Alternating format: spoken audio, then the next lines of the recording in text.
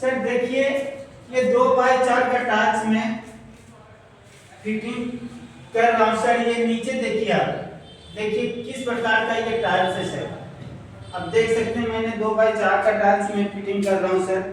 इसका next video में folder panel दिखाऊंगा सर। हमारा फोटो दिखा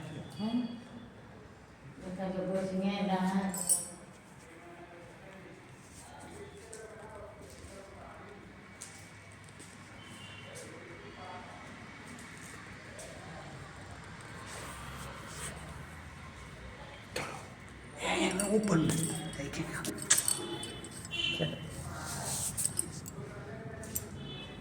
देख सकते हैं सर। मैं और वीडियो में नेक्स्ट वीडियो में दिखाऊंगा सर। जय हिंद जय भारत। लाल कथावा। अरे दबाओ